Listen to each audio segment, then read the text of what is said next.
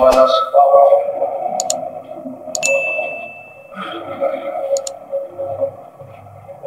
ونؤمن به ونتوكل عليه ونعوذ بالله من شرور أنفسنا ومن سيئات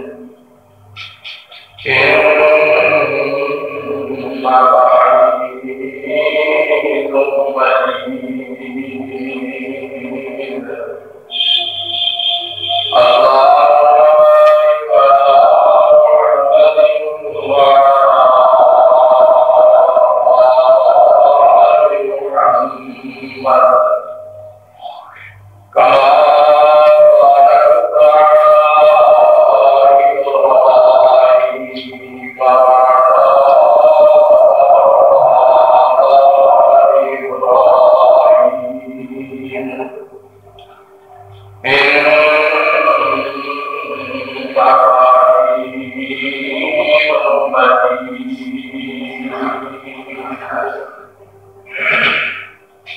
رب اشرح لي صدري ويسر لي أمري واحلل عقدة من لساني يفقهوا قولي رب أعوذ بك من همزات الشياطين وأعوذ بك رب أن يحضرون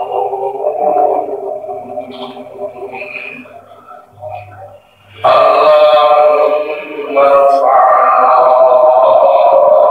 بما علمتنا وعلمنا ما ينفعنا وزدنا علما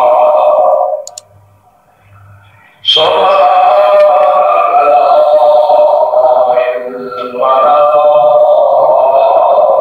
الله علم لنا إنك أنت العليم الحكيم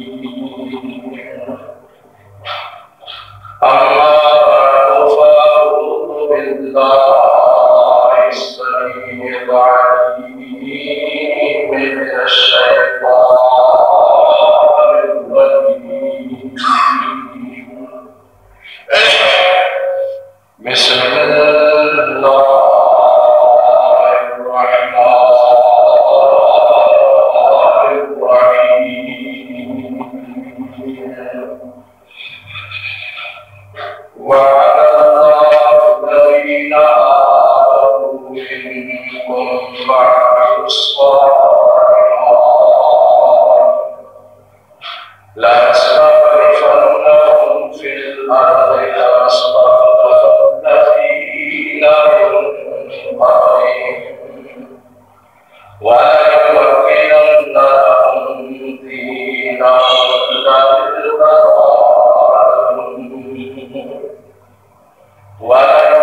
وليبدلنهم من بعد خوفهم أمنا يعبدونني لا يشركون بي شيئا ومن كفر بعد ذلك فأولئك هم الفاسقون صدق الله العظيم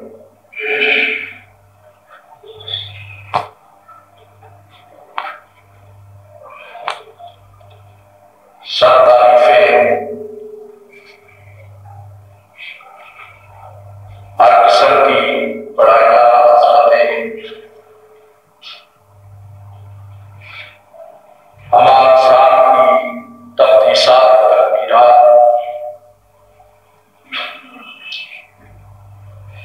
تحیات و صلوات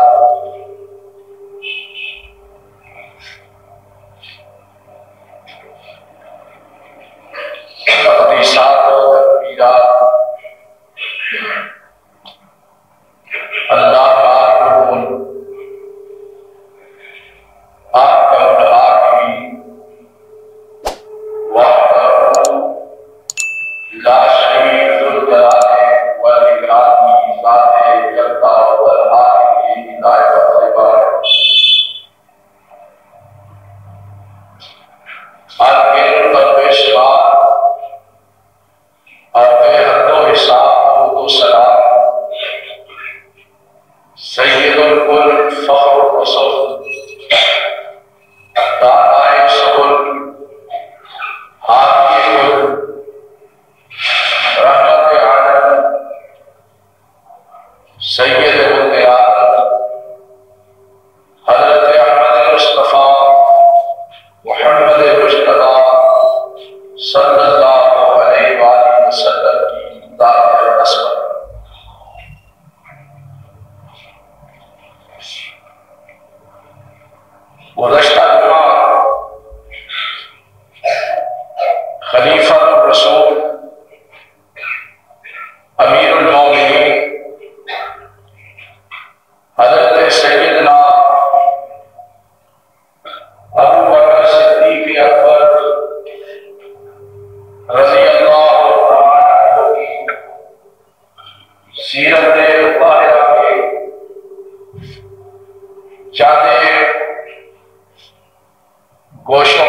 روشنی ڈالی تھی،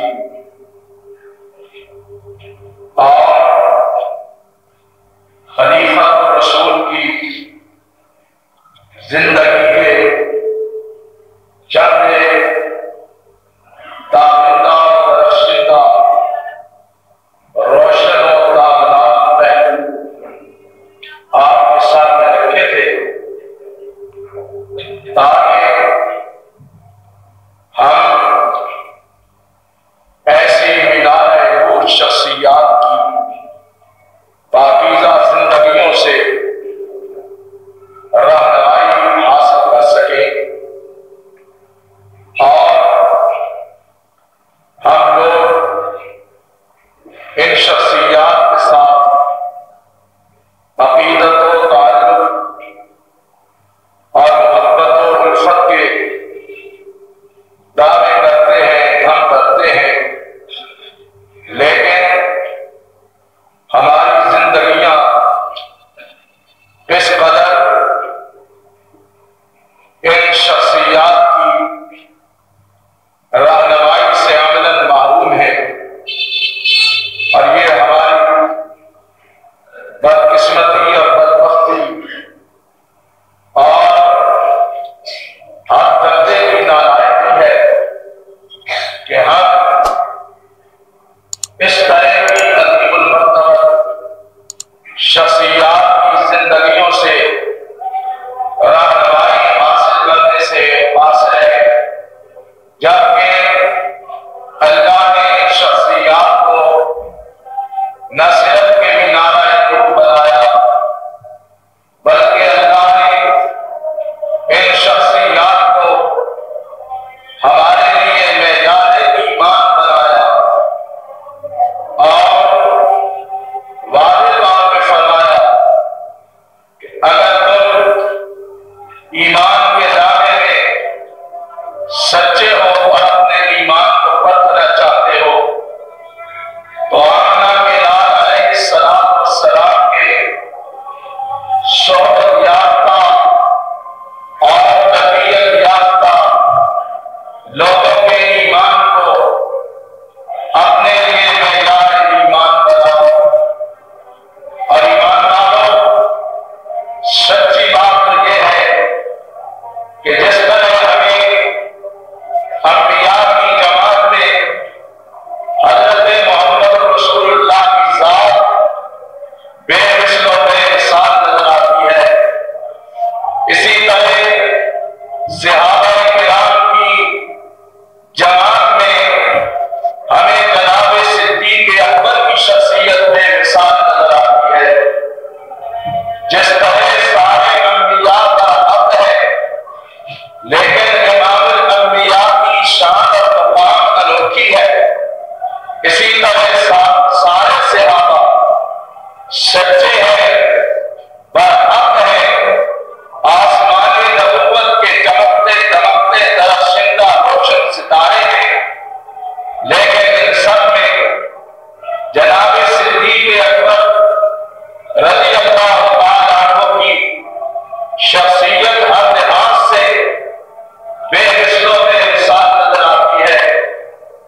قوم صدیق افضل البشر بعد الانبیاء صدیق اکبر، وزیر رسول اللہ صدیق اکبر، خلیفہ بلا فصل صدیق اکبر، خلیفہ الرسول صدیق اکبر، کون ابو بکر جس کے لقب صدیق و عتیق ہے، کون ابو بکر کہ جس کو اللہ کے قرآن نے محمد کا صاحب کہا ہے، کون ابو بکر جس کے لیے تا قیامت تک کا صاحب ثانی اثنین کا ہے، کون صدیق اکبر امیر المؤمنین سید المؤمنین امام المتقین یار راہ یار مدار محسن امت محمدیہ محسن رسول اکرم وزیر رسول مشیر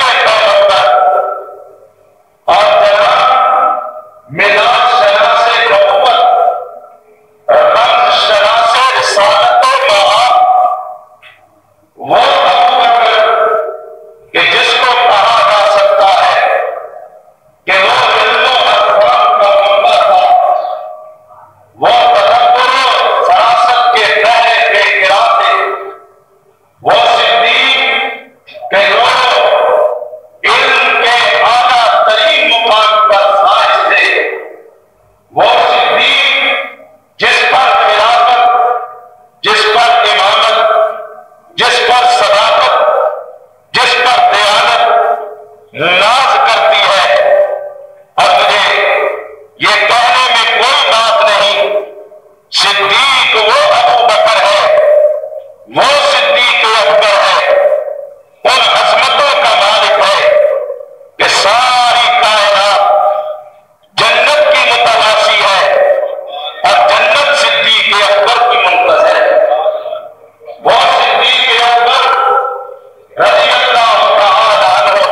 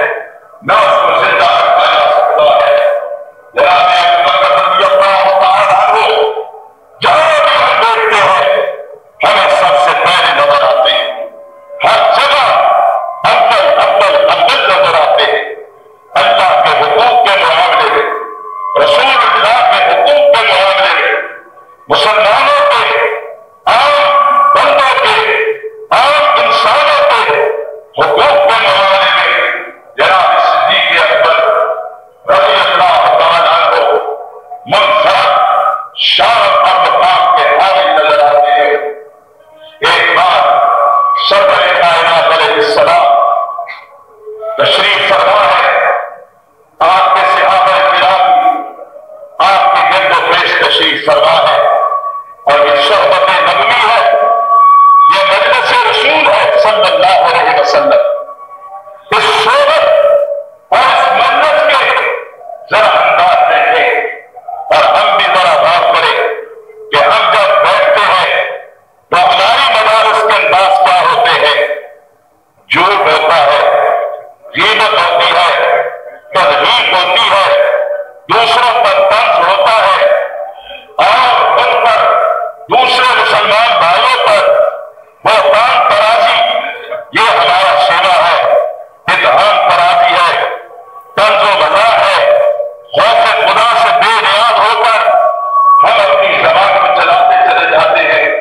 लेकिन रसूल अकरम की मजलिस, पैगंबर रहमत सल्लल्लाहु अलैहि वसल्लम की महफिल, रसूलुल्लाह सल्लल्लाहु अलैहि वसल्लम के सहाबा किराम रिज़वानुल्लाह अलैहिम अजमईन की मजलिस इस अंदाज की है कि अल्लाह के पैगंबर तशरीफ फरमा है और हमेशा अल्लाह के रसूल ने अपने सहाबा को नेकी की, भलाई की तालीम दी है, अच्छे काम करने की तालीम दी, बुरे कामों से सख्ती से रोका, नेकी और भलाई को हमेशा बजा लाने का हुक्म दिया, बुराई से, गुनाहों से, मासियतों से हमेशा अपने आप को बचाने की तालीम दी।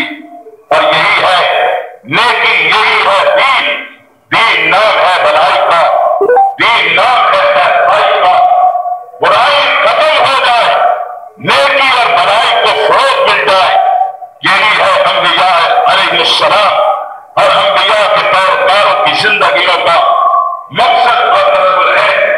और इमाम कायनात जब भी बैठते अपने सहाबा को, अपने शागिर्दों को, अपने जानिसारों को इन्हीं पाकीज़ा तालीमात से बारहर फरमाते कि ये काम करने का है, इसका ये अजर है, ये काम करो, इसका ये सवाब है, इसके ये फयूज़ व बरक़ात है, इसके ये असरात है, इन कामों के करने की ये भलाइयाँ है और ये अच्छे नताइज है। चुनांचे सहाबा किराम रिज़वानुल्लाह अजमईन फिर सरकर्दा होते और नेकी के हुसूल का कोई मौका वो हाथ से जाने नहीं देते थे। अल्लाह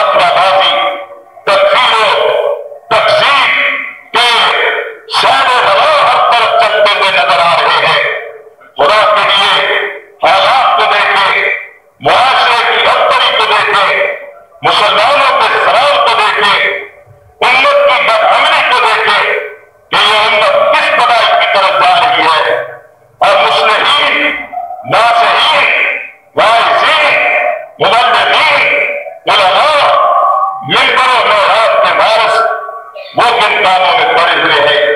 خدا کے لیے ایک دوسرے کو نیچا دکھانے کے بجائے اللہ کے دین کو اونچا اور سب بلند کرنے کے لیے اپنے آپ کو وقف کر دو. اللہ تمہیں عزت دے گا, تمہیں سب بلند کرے گا. امام کائنات کی محفل نبی پاک صلی اللہ علیہ وسلم کی مجلس ہے. آپ بیٹھے ہیں, صحابہ بیٹھے ہیں. آپ صلی اللہ علیہ وسلم بالعموم نمازوں کے بعد صحابہ کرام کے درمیان بیٹھتے, کسی سے کوئی بات کرنی ہوتی, کسی نے کوئی مسئلہ پوچھنا ہوتا, کسی نے کوئی تعلیم دینی ہوتی, یا اللہ کے رسول صلی اللہ علیہ وسلم کی زبان مقدس سے اللہ کی کتاب سننی ہوتی, اللہ کے رسول صلی اللہ علیہ وسلم سے دین سیکھنا ہوتا, تو صحابہ کرام بیٹھ جاتے. کوئی فضول بات نہیں ہے, دین کی بات ہے. دین سیکھا جا رہا ہے, سکھایا جا رہا ہے, سمجھا جا رہا ہے, سمجھایا جا رہا ہے. دین کی مدد ہے, دین کی فکر ہے, دین سے وابستگی ہے, دینی طرف ہے. اور اللہ کے دین کے ساتھ انہوں نے کس قدر مضبوطی سے وابستگی اختیار کی کہ وہ بنا کے دین ہو گئے, بنا کے اسلام. اور معلم بھی ایسا ملا, اور بھی ایسا ملا, پیشوا بھی ایسا ملا. رب کبریا کی قسم, والدین کی شفقتوں کو محمد کے گھر پر انتظام کر دیا جائے. ایسا شفیق معلم, ایسا مصرف مربی, ایسا بہترین دانا اور حکیم پیشوا مقتدا اللہ کے رسول علیہ السلام تشریف فرما ہے. اور پوچھتے ہیں صحابہ کرام سے, سوال ہوتا ہے پیغمبر رحمت کی زبان برحق سے. آپ فرماتے ہیں, اور صحابیوں بتاؤ, من اصبح منکم اليوم صائما, تم میں سے کون ایسا ہے کہ جس نے آج اللہ کی رضا کے لیے نفلی روزہ رکھا ہو. روزہ انسان کو گناہ سے اس طرح بچاتا ہے کہ جس طرح کام کسی ہتھیار سے, موت سے انسان کو بچاتی ہے, اسی طرح روزہ انسان کو گناہ سے بچاتا ہے. اللہ کے نبی صلی اللہ علیہ وسلم فرضی روزوں کے علاوہ نفلی روزے بھی رکھا کرتے تھے. اور بالخصوص آپ ہر مہینے کی 4 کی 13 14 15 کی یہ 3 روزے بڑے تواتر اور بڑے تمام اور انتظام کے ساتھ رکھا کرتے تھے. اس لیے کہ نفلی روزہ بھی انسان کو گناہ سے بچاتا ہے. یہ بھی تزکیہ نفس کا ایک ذریعہ ہے, اور اس سے بھی روح اور باطن کی تطہیر اور پاکیزگی ہوتی ہے. فرمایا من اصبح منکم اليوم صائما, کون ہے تم میں سے جس نے اللہ کی رضا کے لیے نفلی روزہ رکھا. ابو بکر انا یا رسول اللہ, جناب صدیق اکبر عرض کرتے ہیں, میں اللہ کے رسول, اللہ نے مجھے توفیق عطا فرمائی کہ آج میں نے نفلی روزہ رکھا. اللہ کے رسول فرماتے ہیں, من اطعم منکم اليوم صائما, تم میں سے کون ہے کہ جس نے آج روزہ رکھا. صدیق فرماتے ہیں میں نے رکھا. دوسرا سوال, من اطعم منکم اليوم مسکینا, تم میں سے کون ہے کہ جس نے آج کسی مسکین کو کھانا کھلایا ہو.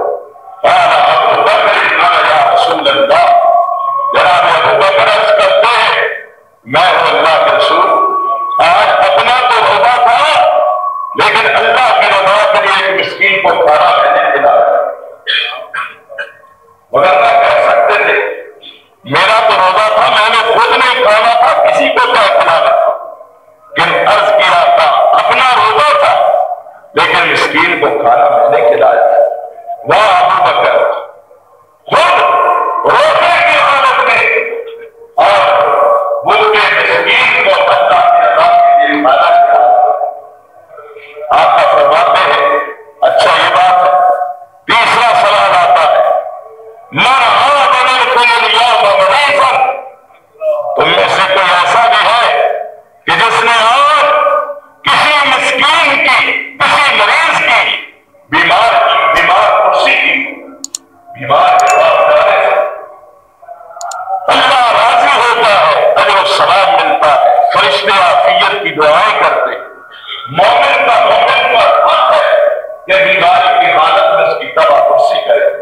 اور تم میں سے کون ہے جس نے آج کسی بیمار کی طرح کرسی کی ہو؟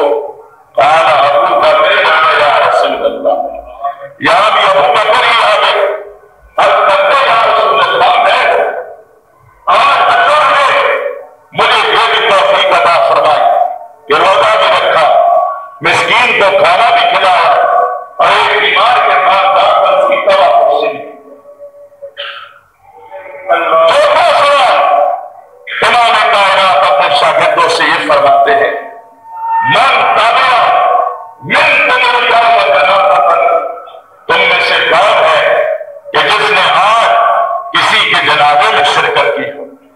جنازے میں شرکت بھی حق ہے دوسرے مسلمان کا جو زندہ ہو، مرنے والے مسلمان کے جنازے میں شرکت کرے، اور جنازے میں شرکت اللہ کی رضا کے لیے کرو، کوئی مسلمان خوف ہو جاتا ہے، وہ احسان نہیں چکا سکتا کہ کون اس کے جنازے میں آیا کون نہیں آیا، نہ وہ دیکھتا ہے نہ وہ احسان چکانے کے لائق ہے، لیکن اللہ دیکھتا ہے جو مسلمان زندہ مسلمان اپنے فوت ہونے والے مسلمان بھائی کے جنازے میں شرکت کرتا ہے، اللہ سے تو پہاڑ کے برابر اجر و ثواب۔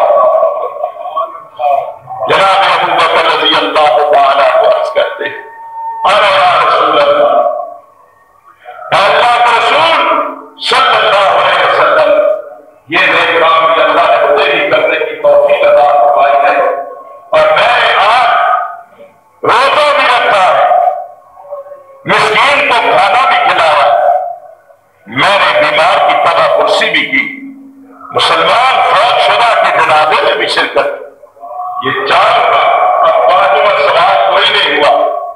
فرمایا ابو بکر ہر کام میں تو پیش ہر کام میں تو آگے، اور اللہ کی قسم صدیق وہ سبقت الخیرات کے جذبات رکھتے تھے کہ کوئی چاہتے ہوئے بھی، کوشش کے باوجود بھی ابو بکر رضی اللہ تعالیٰ عنہ کے ہم پلہ نہ ہو سکے، تو آپ کا نبی نے فرمایا اے میرے ابو بکر، ایک دن میں یہ سارے کام تو نے کیے ہیں اور تجھے جنت کی بشارت اللہ کا رسول دیتا ہے، اے ابو بکر تجھے خوشخبری ہو کہ تو جنتی ہے، یہ کام وہ کام ہے جو مومن بھی کرتا ہے وہ جنت میں جاتا ہے۔ اللہ اکبر۔ ہر سوال میں کہیں بھی ابو بکر کا کھانا خالی نظر نہیں آتا، ہر جگہ ابو بکر کے 100 نمبر نظر آتے ہیں، ہر جگہ صدیق اکبر کامیاب و کامران نظر آتے ہیں، یہاں تک کہ سبقت الخیرات کی بات ہوئی نا، غزوہ تبوک کے موقع پر امام کائنات علیہ السلام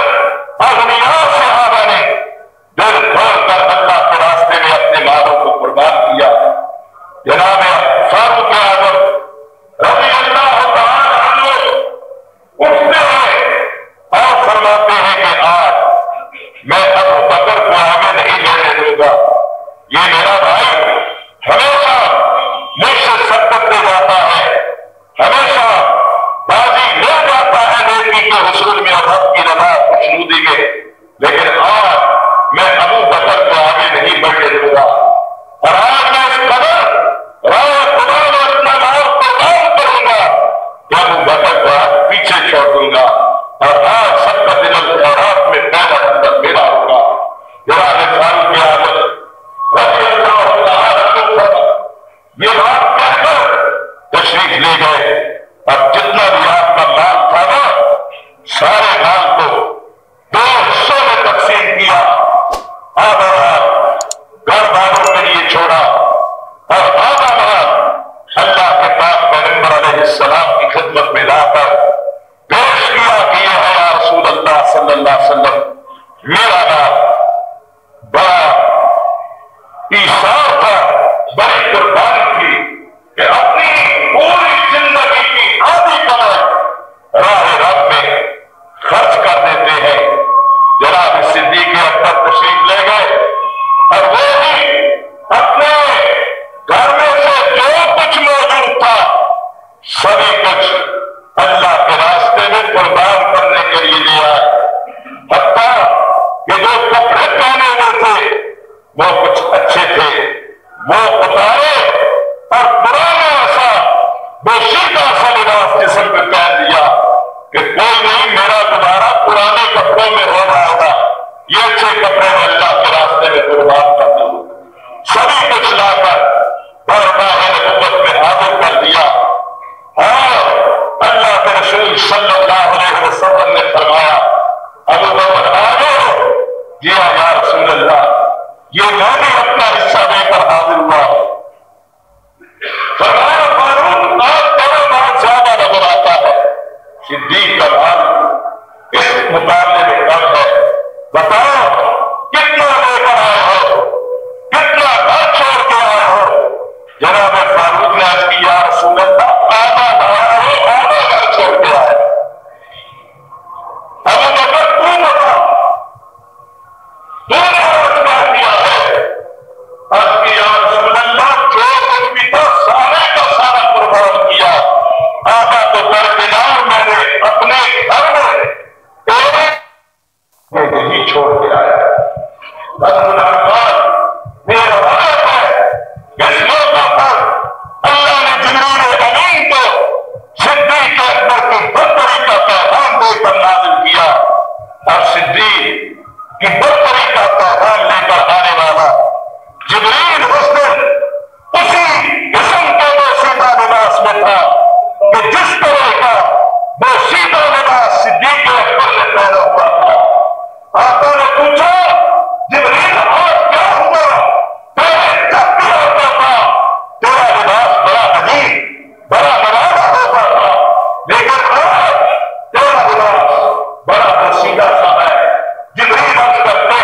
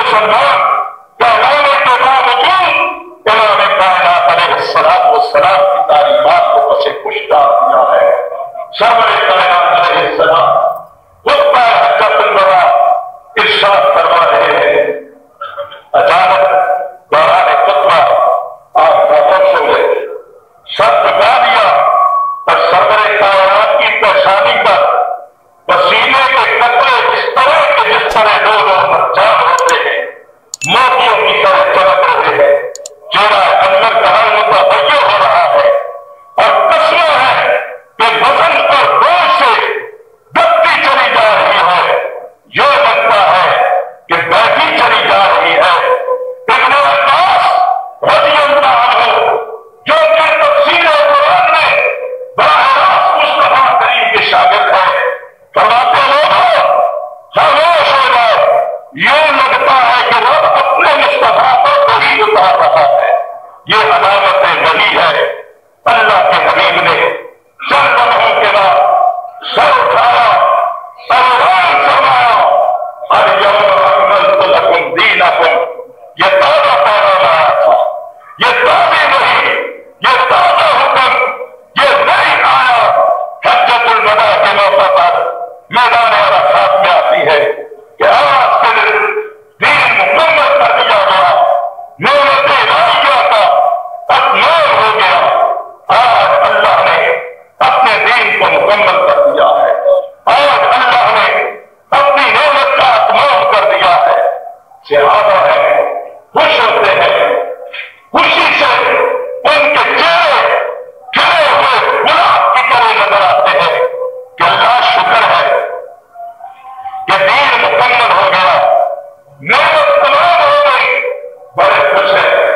لیکن صدیق ہے نا کہ آنسوؤں سے دامن تر ہو جاتا ہے، روتے ہیں، فاروق صاف کرے ہیں، فاروق اپنے کندھے پہ صدیق کا سر دکھاتے ہیں اور پیٹھ پہ ہاتھ پھیرتے ہیں کہ بھائی آپ تمہیں کیا ہو گیا، یہ رونے کا مقام تو نہیں ہے، یہ خوشی کی بات ہے۔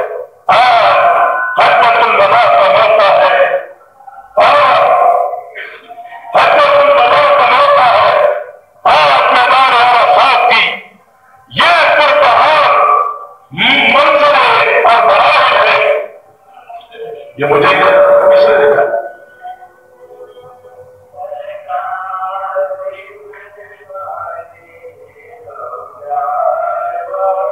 تو جناب فاروق اعظم نے اپنے انداز سے سمجھانے کی کوشش کی کہ اے ابو بکر، آج خوشی کا مرحلہ ہے، آج خوشی کا موقع ہے، اے صدیق رو نہ۔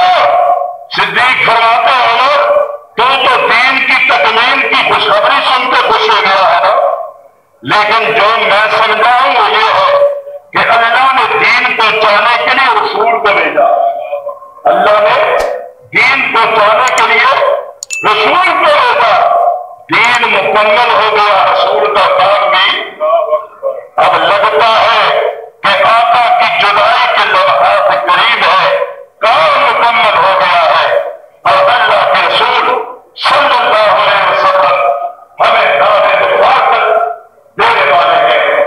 اللہ اکبر۔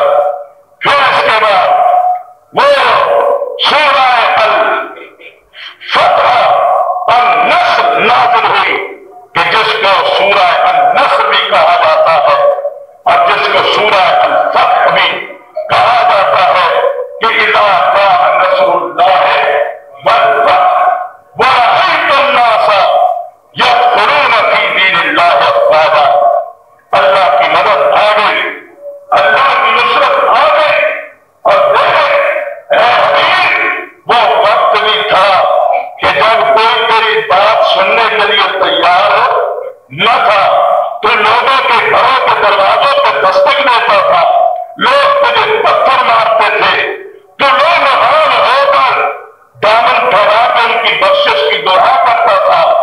اے محبوب، وہ وقت بھی یاد کر جب کوئی تیرا ساتھی نہ ہوتا تھا، جب کوئی تیرا ہم دوست و ہمخواب نہ ہوتا تھا، لیکن آج وہ وقت بھی آیا کہ ورأيت الناس يدخلون في دين الله افواجا، وہ کس طرح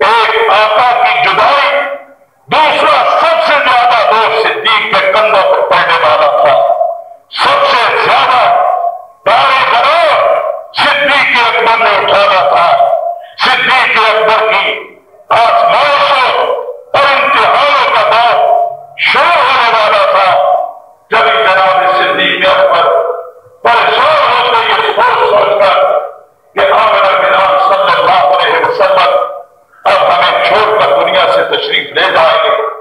چنانچہ وہ وقت بھی آیا کہ جب سرور کائنات علیہ السلام بیمار ہوتے ہیں اور یہ بیماری مرض الموت کہلاتی ہے۔ آپ زندگی کے آخری ایام میں بیمار ہوتے ہیں۔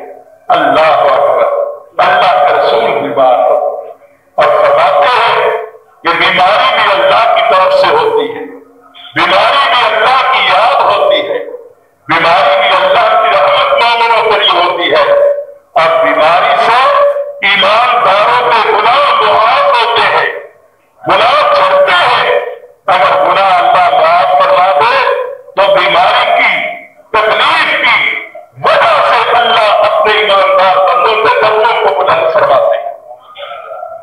چنانچہ بیماری آپ بیمار حالت میں، بخار کی حالت میں تشریف لاتے رہے، نماز پڑھتے رہے، پڑھاتے رہے، لیکن پھر بیماری شدت اختیار کرتی گئی۔ اللہ کے حبیب صلی اللہ علیہ وسلم نے مسجد میں آنا چھوڑ دیا اور بلال کو حکم دیا، جاؤ ابو بکر کو حکم دو کہ وہ لوگوں کو نماز پڑھائے۔ ابو بکر کو یہ بات پیغام دو کہ وہ مسلح امامت میں کھڑے ہو جائے اور صدیق اکبر لوگوں کے امام بن جائے۔ صدیق اکبر رضی اللہ تعالیٰ عنہ نے امر مصطفیٰ کی تعمیر فرمائی اور مسلح امامت کو بھی سنانا۔ گویا اشارہ تھا کہ میں نے سلام سے بھی کہا مرو ابا بکر فلیصلی بالناس، زبان سے بھی کہا اتبعوا بالنظیر من بعد ابی بکر و عمر، حکم بھی دیا اور عمر نے پہلا حق صدیق اکبر کی امامت میں ادا کیا گیا، اور بیماری کی حالت میں بھی اللہ کے رسول نے اپنے مصلح کے لیے صدیق اکبر رضی اللہ تعالیٰ عنہ کو مقرر فرمایا۔ اللہ کے حبیب صلی اللہ علیہ وسلم نے اشارات سے بھی اور ارشادات سے بھی یہ واضح فرمایا کہ میرے بعد میرے مصلح پہ اگر کسی نے کھڑا ہونا ہے تو ابو بکر صدیق نے کھڑا ہونا ہے۔ اور پھر ایمان والوں، مدینہ کی فضاؤں میں وہ غمناک منظر بھی دیکھا کہ جب 63 سال کی عمر پوری کر کے اللہ کے حبیب اپنے مشن کی تکمیل فرما کر اپنے رب کے بلاوے پہ لبیک کہتے ہوئے اپنے رب کی بارگاہ میں حاضر ہوئے، دارالفنا سے دارالبقا کی طرف آپ نے کوچ فرمایا، اور اس کے بعد مدینے پر قیامت صغری ٹوٹ پڑی۔ اور یہ حادثہ معمولی حادثہ نہ تھا۔ عائشہ فرماتی ہے کہ نبی کی وفات کا حادثہ وہ حادثہ تھا کہ جس کے ساتھ کا کوئی بھی حادثہ انسانوں کو متاثر نہیں کر سکتا۔ اور فاطمہ فرماتی ہے کہ میرے ابا کی وفات کا سانحہ غصہ رہا تھا کہ اگر یہ پہاڑوں پہ گرتا وہ بھی ریزہ ریزہ ہو جاتے، اگر یہ اجڑے اور روشن دنوں پر آتا تو وہ بھی تاریخ اور سیاہ ہو جاتے۔ اللہ کے رسول صلی اللہ علیہ وسلم وفات کے موقع پر بڑے بڑے صحابہ کرام غم سے نڈھال، پریشان، اور فاروق اعظم جیسا جری انسان، حوصلہ مند آدمی بھی اپنے ہوش و حواس سے دوبارہ نہ دبانے لگا اور تلوار ننگی کر کے کہنے لگے، لوگوں خبردار، جس نے کہا محمد صلی اللہ علیہ وسلم فوت ہو گئے ہیں، میں اس کی گردن کو اس کے تن سے جدا کر دوں گا، اور خبردار کوئی مت یہ کہے صحابہ کرام ہیں حیرت کے ساتھ، حیرت استعداد کے پیکر بنے ہوئے مسجد نبوی میں جمع ہوتے چلے جا رہے ہیں۔ اللہ کے حبیب صلی اللہ علیہ وسلم کی وفات کا غم اور صدمہ سب کو نڈھال کر رہا ہے۔ اتنے میں کسی نے ابو بکر رضی اللہ تعالیٰ عنہ کو جا کر اطلاع دی۔ ابو بکر رضی اللہ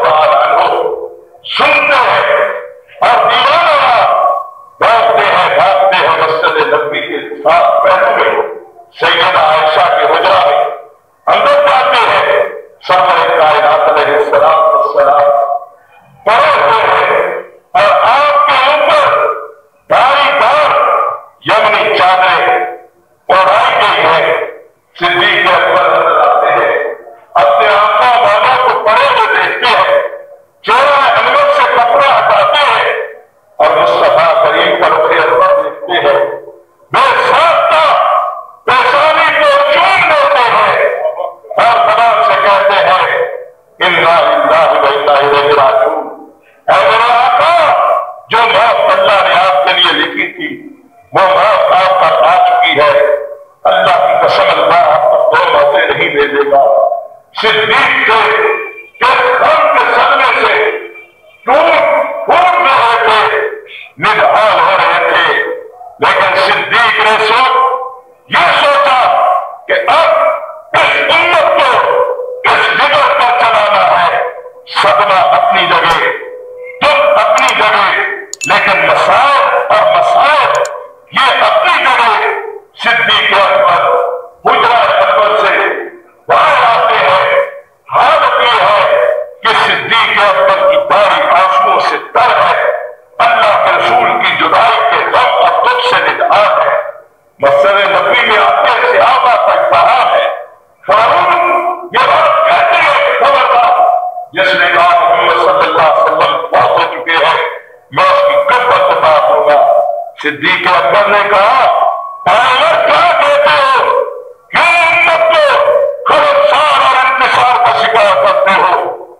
لیکن فاروق تھے کہ جب بات سے بے قابو ہوئے چلے جا رہے تھے، اور انہوں نے جناب ابو بکر کی بات کو دھیان سے اور توجہ سے سنا ہی نہ، جناب ابو بکر رضی اللہ تعالیٰ عنہ کھڑے ہو جاتے ہیں اور اللہ کی حمد و ثنا بیان کر کے آواز لگاتے ہیں، ایھا الناس، اے لوگوں میری طرف توجہ کرو۔ جناب صدیق کی آواز لگانی تھی کہ لوگ متوجہ ہوئے، اور صدیق اکبر نے ایک تاریخی خطبہ ارشاد فرمایا۔ آپ نے فرمایا، ایھا الناس الا من کان منکم یعبد محمدا فإن محمدا قد مات ومن كان يعبد الله فإنه حي لا يموت۔ اے لوگوں سنو، ابو بکر اعلان کرتا ہے، الا من كان منکم یعبد محمدا، جو کوئی تم میں سے محمد صلی اللہ علیہ وسلم کی عبادت کرتا تھا، ابو بکر کا فیصلہ سنو، فإن محمدا قد مات، بے شک محمد صلی اللہ علیہ وسلم مر گئے ہیں، آپ پر فوت ہو چکے ہیں، آپ پر موت آ گئی ہے۔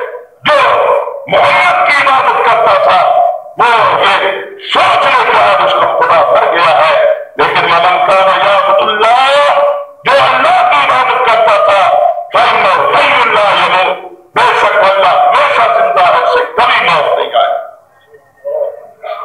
یہ صحیح بخاری شریف کا تھا، جناب صدیق اکبر رضی اللہ تعالیٰ عنہ کے بے مثال کتاب کے الفاظ، اور آپ نے اس کے بعد 2 بار سے قرآن پڑھ کے سنایا کہ اللہ نے اپنے رسول کو زندگی میں کہہ دیا تھا کہ انک میت وانہم میتون۔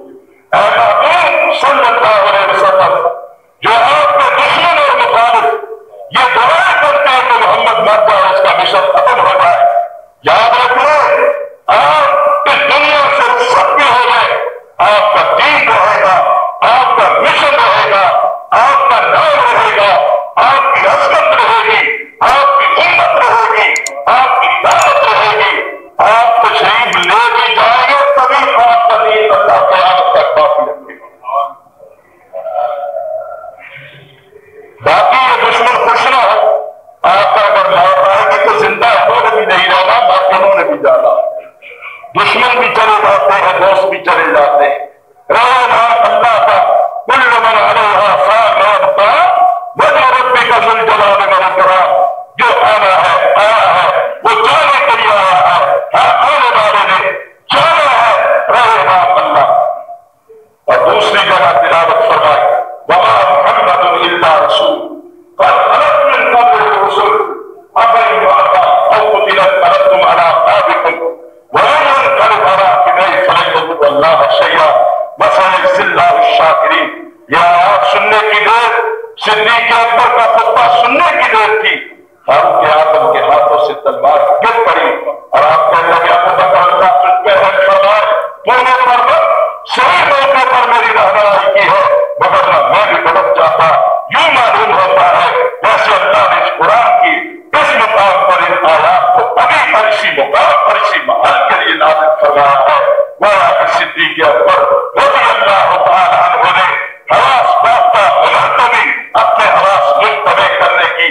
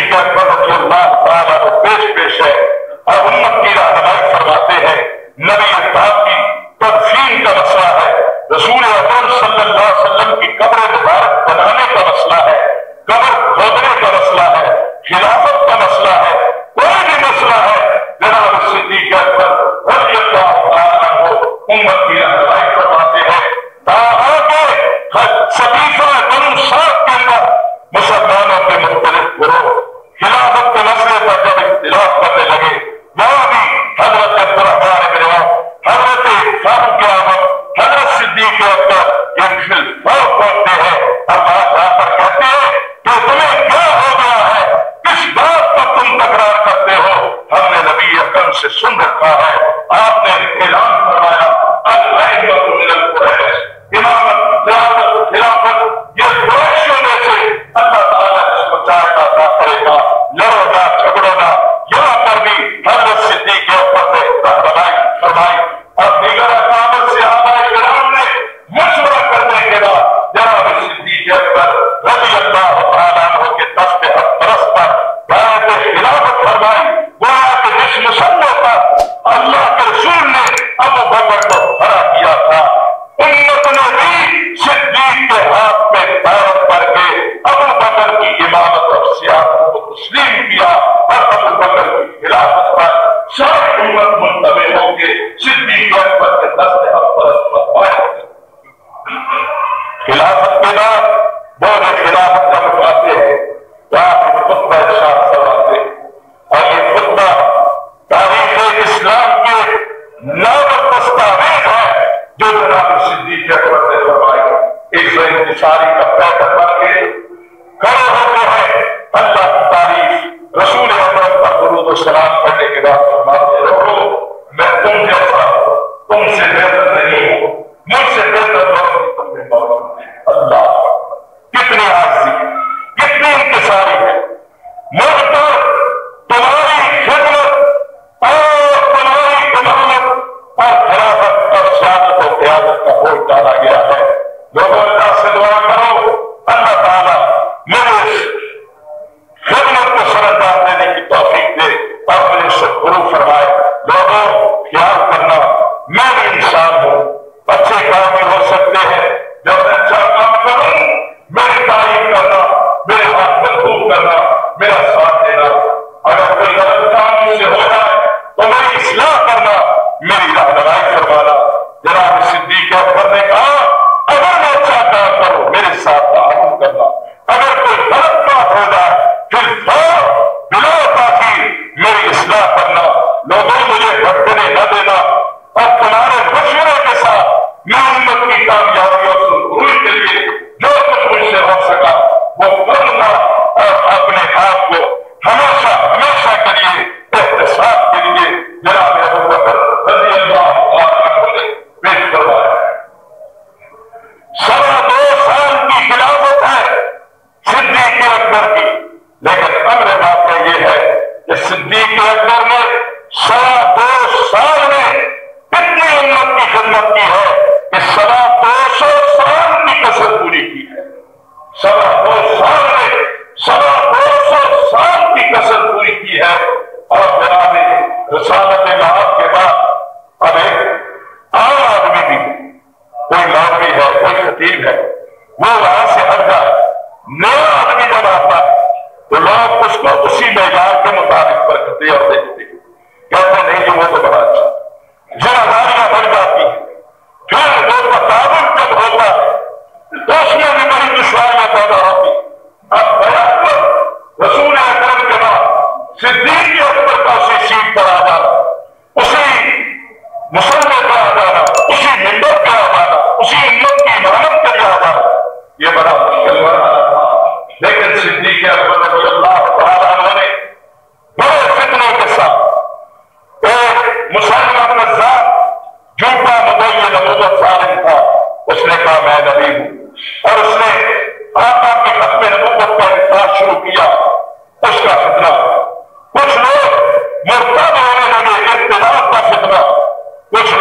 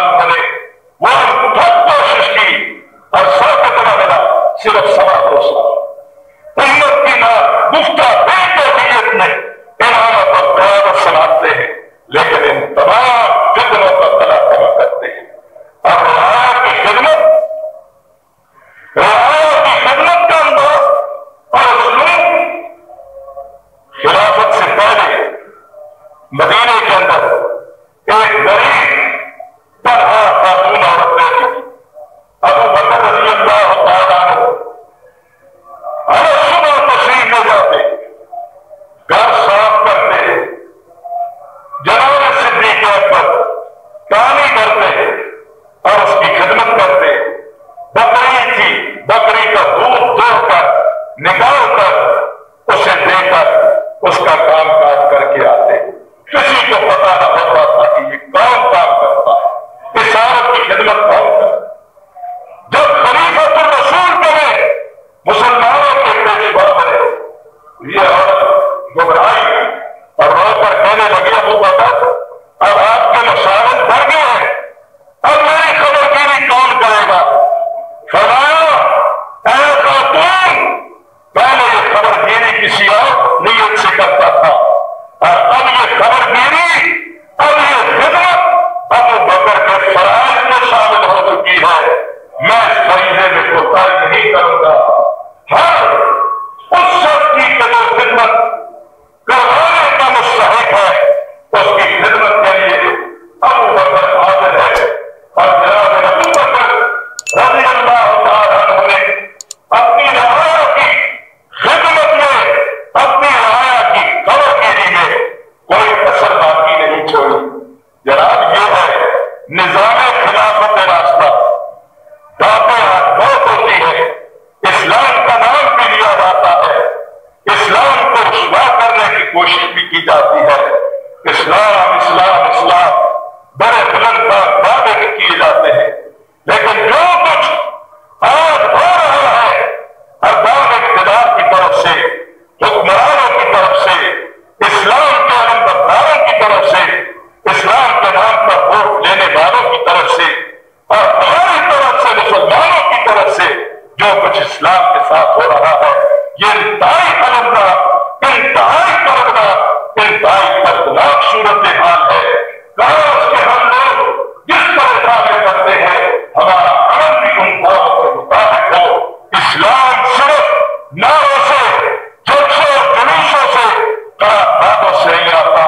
اسلام اپنی زندگی میں اختلاف برپا کرنے سے آتا ہے، اپنی زندگی کو اسلام کے سانچے میں ڈالنے سے آتا ہے.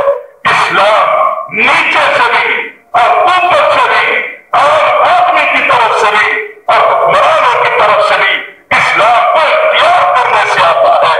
اسلام نے ہمارے سامنے جو خلافت راستہ تھا ایک راستہ پیش کیا ہے، اس کا بہترین نمونہ جناب صدیق اکبر رضی اللہ تعالیٰ عنہ کی ذات اقدس ہے. اور یہی وہ وعدہ خلافت ہے جس کو اللہ تعالیٰ نے اپنے ایماندار بندوں کے ساتھ کیا.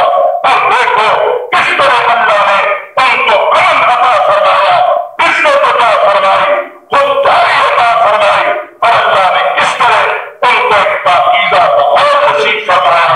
یہ اللہ کا احسان ہے کہ جس قوم کو، جس ملت کو، جس معاشرے کو رب کبریا اس طرح کا پاکیزہ ماحول عطا فرمایا. یہ دور خلافت راستہ ایک بہترین نمونہ ہے. اس کے ساتھ ساتھ صدیق اکبر رضی اللہ عنہ اپنے دل میں فکر آخرت رکھنے والے، اللہ سے ڈرنے والے. ایک دن آپ بیٹھے ہیں، کیا دیکھتے ہیں کہ ایک چڑیا ہے، ایک طرف سے اڑتی ہے، دوسرے طرف میں جا بیٹھتی ہے، وہاں سے اڑتی ہے، تیسری ٹہنی پہ جا بیٹھتی ہے. صدیق اکبر نے فرمایا اے چڑیا تو بڑی خوش نصیب ہے، آزاد فضاؤں میں سانس لیتی ہے، درختوں کے پھل کھاتی ہے، سائے میں بیٹھتی ہے، کہیں سے جا کر پانی پی لیتی ہے، اور پھر اس طرح زندگی گزارنے کے بعد جب تم مرے گی تو تمہیں حساب کے مرحلے سے بھی نہیں گزرنا پڑے گا. اور ہم وہ لوگ ہیں کہ جن کو اپنی زندگی کے ایک ایک لمحے کا حساب دینا پڑے گا. یہ حساب کی فکر.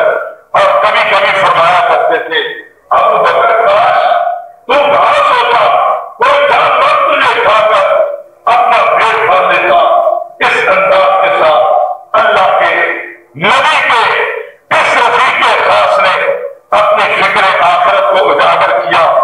اور دیانت کی انتہا اس حد تک کہ ایک دن بیوی صحابہ حضرت ام رومان کہنے لگی، حضرت ام رومان نے کہا کہ جی بچے یہ تقاضا کرتے ہیں کہ ہمیں کوئی میٹھی چیز پکا کر دو. میرا دل چاہتا ہے میں نے تھوڑا سا آٹے کا حلوہ بتا۔ صدیق اکبر فرمانے لگے ٹھیک ہے، لیکن یہ آٹا کہاں سے آئے گا، میٹھا کہاں سے آئے گا، گھی اور تیل کہاں سے دستیاب ہوگا، کیسے بنے؟ کہنے لگی میں انتظام کر لوں گی۔ فرمایا کیسے انتظام کر لوں گی؟ کہا کہ جب آپ ہمیں بیت المال سے خرچہ دلواتے تھے تو میں تھوڑا تھوڑا اس سے بچا کر رکھ لیا کرتی تھی، اور آپ تھوڑا سا راشن جمع ہوا ہے، میرا یہ خیال ہے کہ دونوں بچوں کی فرمائش کو بھی پورا کر دیں۔ صدیق اکبر نے فرمایا اچھا یہ بات اللہ ہے۔ وہ سامنے اٹھایا اور کہا بیت المال کو جمع کروا دو، یہ ہمارا حق نہیں، یہ بیت المال کا حق ہے، یہ مسلمانوں کی امانت ہے۔ اور پھر حکم دے دیا کہ ہمارے راشن میں تھوڑی سی کمی کر دو، اس لیے کہ ہمارا گزارا اس سے کم کے ساتھ بھی ہو سکتا ہے۔ اس قدر دیانت، اس قدر دیانت، اور جب یہی امانت و دیانت کا پیکر دنیا سے رخصت ہوتا ہے نا، دنیا سے رخصت ہوتا ہے تو وصیت کرتے ہیں۔ کیا وصیت کرتے ہیں؟ اپنی بیٹی عائشہ کو رضی اللہ تعالی عنہا فرماتے ہیں عائشہ جب میں فوت ہو جاؤں تو بیٹی یہ میری پرانی بوسیدہ چادریں ہیں، انہیں کو دھو کر انہیں میں انہیں کفن دے کر دفن کر دینا۔ حضرت عائشہ کا دامن آنسوؤں سے تر ہو گیا، عرض کرتی ہے کیا ہم اس قدر کے گزرے ہیں کہ آپ کے کفن کے لیے ہمیں نئی چادریں بھی میسر نہیں ہوں گی؟ فرمایا بیٹی مرنے والے کا گزارا پرانے کفن کے ساتھ بھی ہو جاتا ہے، یہ نئی چادریں مدینہ کے کسی غریب کے کام آ جائیں گی۔ بیٹا نئی چادروں کے لیے ملکوں سے زندہ زیادہ حق رکھتے ہیں، ان کو دے دینا، مجھے پرانی چادروں میں دفن کر دینا۔ اور دوستوں یہاں یہ غور کرو، جس صدیق کی دیانت اور امانت کا یہ حال ہے کہ وہ امت سے اپنے کفن کے لیے نئی چادر بھی دینا گوارا نہیں کرتا۔ کیا خیال ہے وہ محمد کی لاڈلی بیٹی فاطمہ کے بھائی جگت کو پسند کر سکتا ہے؟ اپنے کبریا کی قسم صدیق اکبر نے بتلایا ہے کہ صدیق تو اپنے قلم کو امت سے وفادار نہیں، محمد کی بیٹی فاطمہ کی حد تک بھی کیسے کر سکتا؟ اور لوگوں خدا سے کرو، انصاف کرو، اپنے حوصلے کا دامن چاک کرتے ہو، صدیق کی صداقت کو ڈھکا ڈالنے کی کوشش کرتے ہو، اس کی امانت اور دیانت کو داغ کرنے کی کوشش کرتے ہو۔ یہ صدیق جس نے اپنا پیٹ کاٹا لیکن امت کی خواہی کی، جس نے اپنے قلم کے لیے پرانی چادروں کا انتخاب کیا اور امت سے نیا قسم دینا بھی گوارا نہ کیا، یہ صدیق رضی اللہ تعالی عنہ بیمار ہوتے ہیں، عبد الرحمان کو بلایا، عثمان کو بلایا، بڑا عثمان کو بلایا، علی المرتضیٰ کو بلایا،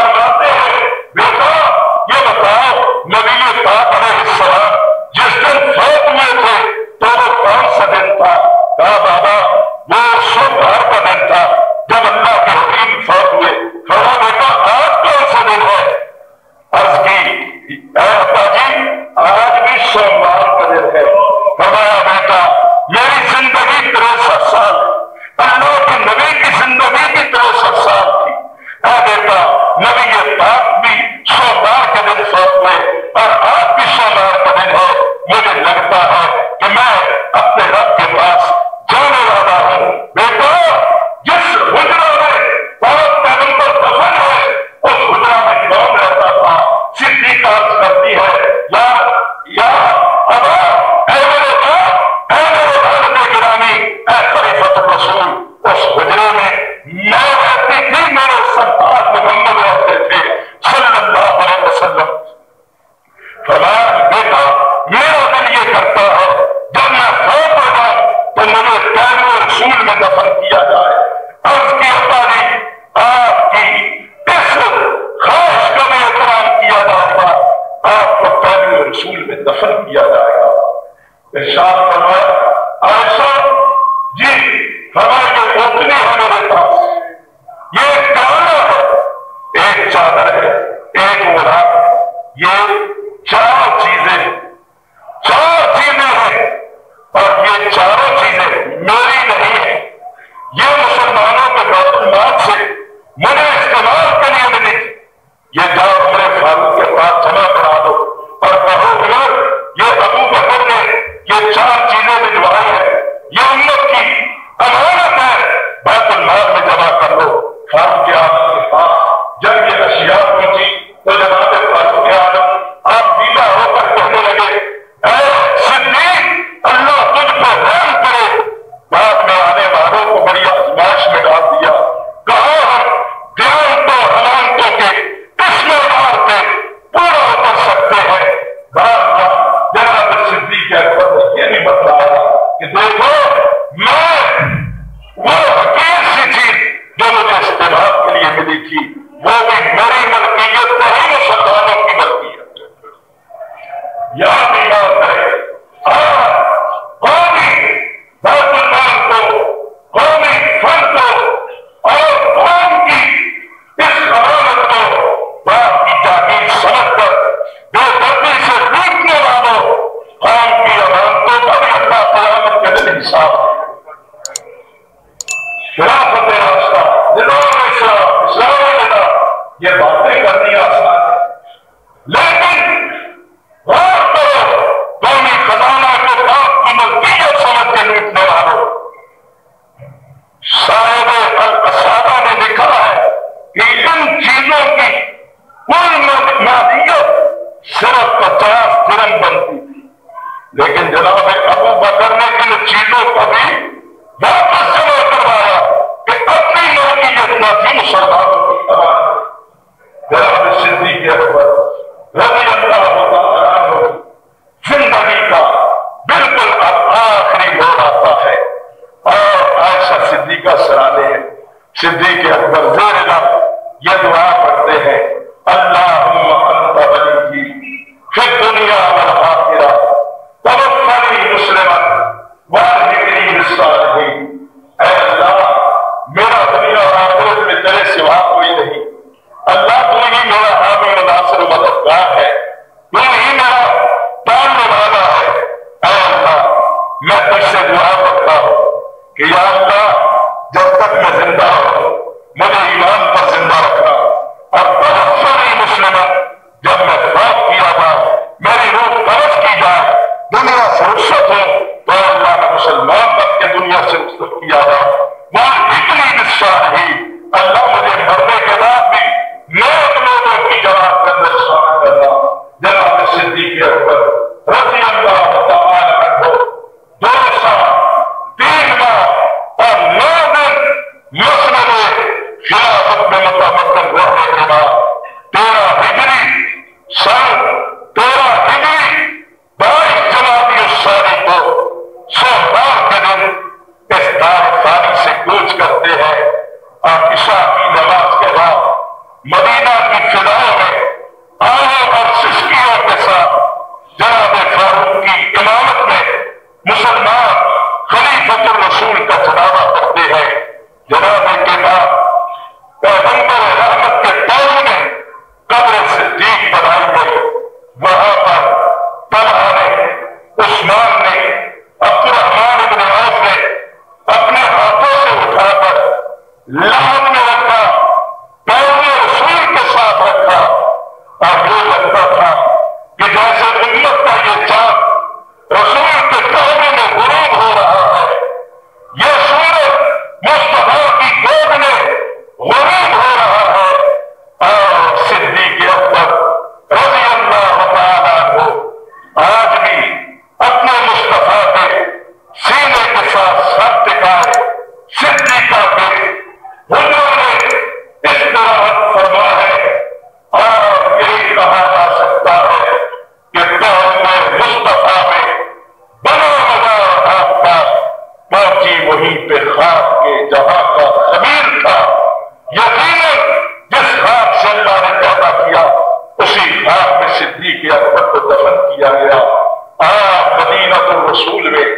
آج مسجد نبوی کے دور میں، آج عائشہ کے حجروں میں یار بات اور یار بازار دونوں اکٹھے ہیں، غار کے ساتھی مدار میں بھی اکٹھے ہیں۔ قیامت کا دن ہوگا، آقا فرماتے ہیں سب سے پہلے میری طرف ہوگی، میں اٹھایا جاؤں گا، میرے ساتھ صدیق، فاروق اور عیسیٰ ابن مریم کو اٹھا کے کھڑا کیا جائے گا۔ ہم چاروں اٹھیں گے، بقی کی طرف جائیں گے، اللہ بقی والوں کو اٹھا کے کھڑا کرے گا اور اس طرح میدان محشر پر کیا ہوگا؟ صدیق محشر میں بھی نبی کے ساتھ ہوگا، صدیق کوثر کو بھی نبی کے ساتھ ہوگا، صدیق جنت میں بھی مصطفیٰ کے ساتھ ہوگا۔ یہ رفاقت ابدی ہے، دائمی ہے، اللہ نے اس رفاقت کو قائم رکھا ہے، ہمیشہ رکھے گا۔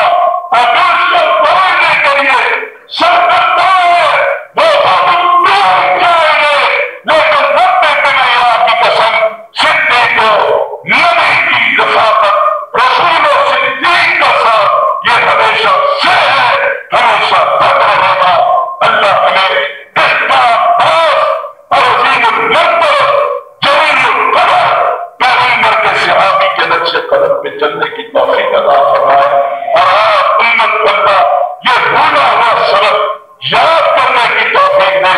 اللہ کی قسم ہماری عزت رفتہ، عظمت رفتہ کا راز اسی میں ہے کہ ہم یہ بھولا ہوا سبق یاد کر کے ان کا شخصیات کو مینارہ نور بنا کے ان کے نقش قدم پہ چلنے کی کوشش کرے۔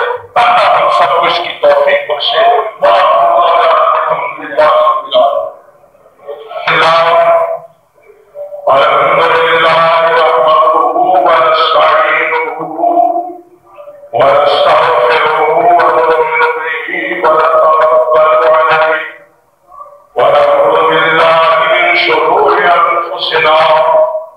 ومن سيئات أعمالنا من يهده الله فلا مضل له ومن يضلله فلا هادي له ونشهد أن لا إله إلا الله وحده لا شريك له ونشهد أن محمدا عبده ورسوله صلى الله عليه وآله وسلم أرسله الله تعالى بالحق بشيرا ونذيرا وداعيا إلى الله بإذنه وسراجا منيرا ومن يطع الله ورسوله فقد رشد واهتدى ومن يعص الله ورسوله فقد ضل أما بعد فإن خير الحديث كتاب الله وخير الهدي هدي محمد صلى الله عليه وسلم وشر الأمور محدثاتها وكل محدثة بدعة وكل بدعة ضلالة وكل ضلالة في النار. أما بعد فقد قال الله تبارك وتعالى في شأن حبيبه إن الله وملائكته يصلون على النبي يا أيها الذين آمنوا صلوا عليه وسلموا تسليما. اللهم صل على محمد وعلى آل محمد كما صليت على إبراهيم وعلى آل إبراهيم إنك حميد مجيد. اللهم بارك على محمد وعلى آل محمد كما باركت على إبراهيم وعلى آل إبراهيم إنك حميد مجيد. اللهم انصر الإسلام والمسلمين. اللهم أعز الإسلام والمسلمين. اللهم أعز الإسلام والمسلمين. اللهم انصر من نصر دين محمد صلى الله عليه وسلم واغفر ما قدم وصرف عن دين محمد صلى الله عليه وسلم وما تجمع. اللهم أنت ولينا في الدنيا والآخرة توفنا مسلمين وألحقنا بالصالحين. ربنا اغفر لنا